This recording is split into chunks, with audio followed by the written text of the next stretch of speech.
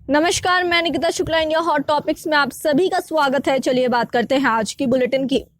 महाराष्ट्र में भंडारा के सरकारी अस्पताल में आग से 10 नवजात की मौत, सीएम उद्धव ने दिए जांच के आदेश। महाराष्ट्र के भंडारा में शुक्रवार की देर रात सरकारी अस्पताल में आग लग गई। इस हादसे में 10 नवजात शिशुओं की मौत हो गई है। महाराष्ट्र के मुख्यमंत्री उद्धव ठाकरे ने हादसे की जांच के आदेश दिए हैं। सीएम उद्धव ठाकरे ने स्वास्थ्य मंत्री राजेश टोपे से भी बात की है। भंडारा हादसे में 10 नवजात की मौत के बाद अब सरकार एक्शन मोड में आ गई है। कांग्रेस के दिग्गज नेता माधव सिंह सोलंकी का निधन, 4 बार रहे गुजरात के सीएम। गुजरात के पूर्व मुख्यमंत्री माधव सिंह सोलंकी का निधन हो गया है। माधव सिंह सोलंकी कांग्रेस के बड़े नेता थे और वह 4 बार गुजरात के मुख्यमंत्री रह चुके थे। शनिवार को 94 साल की आयु में उनका निधन हो गया है। बता दें कि माधव सिंह सोलंकी का जन्म 30 जुलाई 1927 को हुआ था। उनका जन्म एक कोली परिवार में हुआ था और सोलंकी कांग्रेस के बड़े नेता माने जाते थे। बर्ड फ्लू से दहशत, देश के 6 राज्यों में वायरस की पुष्टि, दिल्ली छत्तीसगढ़ में है अलर्ट।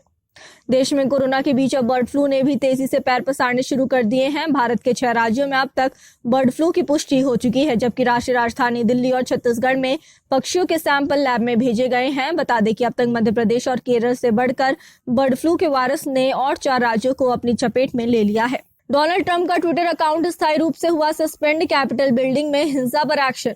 अमेरिकी संसद परिसर में हुई हिंसा के बाद माइक्रो ब्लॉगिंग वेबसाइट ट्विटर ने राष्ट्रपति डोनाल्ड ट्रंप के पर्सनल अकाउंट को स्थायी रूप से सस्पेंड कर दिया है। ट्विटर ने आगे भी हिंसा के और भड़काने के जोखिम की आशंका के मद्देनजर यह फैसला किया है। बर्फबारी की वजह से 5 दिनों से बंद जम्मू श्रीनगर हाईवे खुला। जम्मू श्रीनगर हाईवे जो भारी बर्फबारी की वजह से बंद पड़ा था, वो आज खुल गया है। जम्मू श्रीनगर हाईवे से बर्फ हटाई गई। छठे दिन शुरू हुई गाड़ियों की आवाजाही। इसके अलावा उत्तराखंड के चोपता बद्रीनाथ मोटर मार्ग पर भी जमी बर्फ की मोटी चादर, जिसकी वजह से स्थानीय लोगों की मुश्किलें बढ़ गई हैं। प्रतिबंधित गुटखा कंपनी पर एक्शन, 15 करोड़ का साजो सामान जब्त। पुणे पुलिस ने गुजरात से गोवा गुटखा बनाने का करोड़ों का सामान जब्त किया है। इस कार्रवाई में 4 लोगों की गिरफ्तारी भी की गई है। पुणे पुलिस ने गुजरात के सिलवासा इलाके से एक बड़ी गुटखा फैक्ट्री पर छापा मारकर 15 करोड़ रुपए का गुटखा बनाने का सामान जब्त कर लिया है। बीएसएफ ने 6 पाकिस्तानी युवकों को पकड़ा, पूछताछ जारी। शुक्रवार के दिन भारत पाक सीमा की रक्षा करने वाली बीएसएफ ने देश में घुस आए 6 पाकिस्तानी युवकों को गिरफ्तार कर लिया है। अब उनसे पूछताछ जारी है। रेलवे ने किया आस्था सर्किट स्पेशल ट्रेन चलाने का ऐलान, खाने पीने से लेकर ठहरने तक मिलेंगी सुविधाएं। कोरोना काल के बीच श्रद्धालुओं को दक्षिण भारत के धार्मिक स्थलों के दर्शन कराने के लिए भारतीय रेलवे ने आस्था सर्किट स्पेशल ट्रेन चलाने का फैसला किया है। समस्तीपुर रेल मंडल के रक्सौल स्टेशन से 14 दिनों की यात्रा के लिए आस्था सर्किट स्पेशल ट्रेन 31 जनवरी को खुलेगी। रेलवे ने सुखद यात्रा कराने को लेकर खास तैयारियां शुरू कर दी हैं। बता दें कि आस्था स्पेशल ट्रेन में श्रद्धालुओं को सब्सिडी के तहत काफी कम बजट में बढ़िया पैकेज दिया जाएगा। शराब कांड का मुख्य आरोपी हुआ दिल्ली से गिरफ्तार। यूपी के बुलंदशहर में जहरीली शराब बनाने और बेचने वालों पर पुलिस ने शिकंजा कसना शुरू कर दिया है। पुलिस ने जहरीली शराब बेचने के मुख्य आरोपी को दिल्ली से गिरफ्तार कर लिया है। पुलिस ने मुख्य आरोपी के 5 दोस्तों को भी गिरफ्तार किया है। अखिलेश यादव ने भाजपा पर साधा निशाना। यूपी के बांदा में समाजवादी पार्टी के अध्यक्ष अखिलेश यादव ने शुक्रवार को राज्य सरकार से लेकर केंद्र सरकार तक पर निशाना साधा है। उन्होंने किसान आंदोलन, बदायूं कांड, बुलंदशहर से लेकर वैक्सीन को लेकर दोनों सरकारों पर तंज कसे। इतना ही नहीं, अखिलेश यादव ने कहा कि हमारी सरकार बनने पर हम बीजेपी वालों के घरों पर बुलडोजर भी चलवाएंगे। बारिश के बाद दिल्ली में छाया घना कोहरा, पंजाब हरियाणा समेत कई राज्यों में शीतलहर का अलर्ट। राष्ट्रीय राजधानी दिल्ली के अधिकतर हिस्सों में आज यानी शनिवार की सुबह घने कोहरे की चादर के साथ धुंध छा गई। साथ ही दिन भर आसमान में बादलों का पहरा रहने की संभावना है। हालांकि बारिश के बाद दिल्ली के न्यूनतम तापमान में बढ़ोतरी देखी जा रही है। बता दें कि मौसम विभाग के मुताबिक दिल्ली में न्यूनतम तापमान बढ़कर 12.2 डिग्री सेल्सियस हो गया है। सरकार और किसानों के बीच एक और दौर की बातचीत रही बेनतीजा। सरकार और किसानों के बीच कल एक और दौर की बातचीत बेनतीजा ही रही। एक बार फिर 3 कृषि कानूनों को वापस लेने की मांग पर अटक गई। सरकार कृषि कानून वापस लेने पर राजी नहीं है और किसान है कि उससे कुछ कम में उन्हें मंजूर नहीं है। दोनों पक्षों के अड़ियल रुख की वजह से किसानों और सरकार की बातचीत 2.5 घंटे भी नहीं चली। बता दें कि आज सोनिया गांधी भी किसान मुद्दे पर अपने वरिष्ठ नेताओं के साथ बैठक करेंगी। डोनाल्ड ट्रंप को फोन कर समझाएंगे रामदास अठावले, कहा हिंसा से हमारी रिपब्लिकन पार्टी की छवि हो रही है खराब। अमेरिका के राष्ट्रपति डोनाल्ड ट्रंप के समर्थकों ने बीते दिन कैपिटल हिल में जमकर बवाल मचाया। सैकड़ों की संख्या में ट्रंप समर्थकों ने सीनेट में घुसपैठ की। भारत के प्रधानमंत्री नरेंद्र मोदी इस घटना की निंदा कर चुके हैं, तो वहीं अब केंद्रीय मंत्री रामदास अठावले ने डोनाल्ड ट्रंप पर निशाना साधा है। उन्होंने कहा कि डोनाल्ड ट्रंप के इस हिंसा से हमारी रिपब्लिकन पार्टी की छवि खराब हो रही है, हम जल्द इस पर एक्शन लेंगे।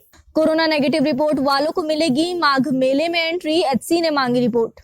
उत्तर प्रदेश के प्रयागराज में माघ मेले का आयोजन होना है, लेकिन इससे पहले इलाहाबाद हाईकोर्ट ने एक जनहित याचिका पर सुनवाई करते हुए कहा कि यदि एक भी कोरोना संक्रमित शहर में आया तो पूरे मेले में संक्रमण फैलते देर नहीं लगेगी।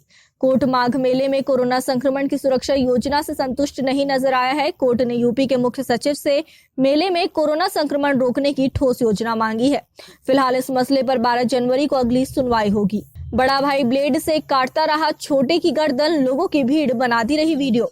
राजस्थान के सीकर जिले से दिल दहलाने वाली खबर निकल कर आई है। एक भाई ने अपने ही चचेरे भाई की ब्लेड से गर्दन काट दी, जिसका लाइव वीडियो सामने आया है। यह घटना सीकर जिले के दांतारामगढ़ से सामने आई है, जहां शुक्रवार दोपहर में 21 साल के युवक ने अपने 10 साल के चचेरे भाई की गर्दन ब्लेड से काट दी। पुलिस ने आरोपी को पकड़ा है और उस पर कार्रवाई की जा रही है। सुपारी देकर पत्रकार की गाड़ियों में लगवाई थी आग, नगर निगम के असिस्टेंट इंजीनियर पर हुआ केस दर्ज। मध्य प्रदेश की राजधानी भोपाल में पुलिस ने नगर निगम के एक असिस्टेंट इंजीनियर के खिलाफ सुपारी देकर पत्रकार की गाड़ियों में आग लगवाने के मामले में केस दर्ज किया है। बता दें कि इसके लिए निगम के असिस्टेंट इंजीनियर ने बकायदा उज्जैन जिले के नागदा में रहने वाले 3 युवकों को 1 लाख रुपए की सुपारी भी दी थी। अब उसे गिरफ्तार कर लिया गया है। किसान आंदोलन के बीच सरकार ने प्रचार के लिए तैयार की 42 सुधारों की सूची। देश में चल रहे किसान आंदोलन के बीच नरेंद्र मोदी सरकार ने 42 सुधारों की एक सूची तैयार की है, जिनमें कृषि कानूनों को भी शामिल किया गया है। इस सूची में उन कानूनों या सुधारों को डाला गया है जो एनडीए के सत्ता में आने के बाद पिछले 6 वर्षों के दौरान वजूद में आए हैं और जिनके बारे में सरकार का मानना है कि इनसे देश पर काफी प्रभाव पड़ा है। यूके से उड़ान फिर से शुरू, नए कोरोना नियम से दिल्ली एयरपोर्ट पर अव्यवस्था। ब्रिटेन में कोरोना के नए स्ट्रेन के भारत में बढ़ते मामलों के बीच दोनों देशों के बीच उड़ान सेवा फिर से शुरू हो गई है, लेकिन यूके से जब यात्री दिल्ली के इंदिरा गांधी अंतर्राष्ट्रीय हवाई अड्डे पर उतरे तो दिल्ली सरकार की ओर से लागू किए गए नए निर्देशों की वजह से अव्यवस्था की स्थिति बन गई और यात्रियों में नाराजगी भी दिखी। नासिक में 9 महीने बाद खुले स्कूल, 62 टीचर निकले कोरोना पॉजिटिव। कोरोना वायरस की महामारी के कारण सबसे अधिक प्रभावित रहे महाराष्ट्र में हालात धीरे धीरे सामान्य हो रहे हैं। मंदिर और अन्य धार्मिक स्थलों के बाद 9वीं से 12वीं तक के स्कूल खोलने की इजाजत भी सरकार ने दे दी है। कोरोना को लेकर जारी नई गाइडलाइंस के मुताबिक स्कूलों में अध्यापकों का कोरोना टेस्ट कराया गया, जिसमें 62 अध्यापकों की रिपोर्ट पॉजिटिव आई है। रश्मि रॉकेट मूवी का फर्स्ट लुक हुआ रिलीज। तापसी पन्नू की फिल्म रश्मि रॉकेट को लेकर काफी बस देखने को मिल रहा है। फिल्म के लिए तापसी ने काफी मेहनत की है। अब उनकी इस फिल्म का फर्स्ट लुक रिलीज कर दिया गया है। वायरल लुक में पहली बार सुप्रिया पाठक को देखा जा सकता है। बता दें कि वे फिल्म में तापसी की मां का रोल प्ले कर रही हैं। कृषि कानूनों के खिलाफ अटैकिंग मोड में है ममता सरकार, विधानसभा में लाएगी प्रस्ताव। पश्चिम बंगाल की तृणमूल कांग्रेस सरकार केंद्र के कृषि कानूनों के खिलाफ विधानसभा में प्रस्ताव लाएगी। राज्य सरकार ने 27 जनवरी से विधानसभा का 2 दिन का विशेष सत्र बुलाया है। ममता बनर्जी ने कहा कि मैं किसानों का समर्थन करती हूं और मैं इन तीनों कृषि कानूनों की वापसी चाहती हूं। बता दें कि ऐसे में अब विधानसभा चुनाव से पहले कृषि कानूनों के मुद्दे पर टीएमसी मोदी सरकार को घेरने में जुट गई है। शिया हजारा मुसलमानों की मांग पर इमरान खान के बयान से विवाद। पाकिस्तानी प्रधानमंत्री इमरान खान ने शिया हजारा समुदाय के प्रदर्शनकारियों की मांग को ब्लैकमेलिंग करार दिया है, जिसे लेकर उनकी तीखी आलोचना हो रही है। दरअसल पिछले सप्ताह पाकिस्तान में हजारा शिया समुदाय के 10 मजदूरों की बड़ी निर्ममता से हत्या कर दी गई थी।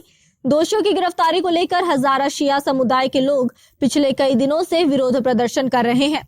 प्रदर्शनकारियों ने यह भी कहा है कि जब तक इमरान खान उनसे मिलने नहीं आएंगे, तब तक हमले में मारे गए लोगों को दफनाया नहीं जाएगा।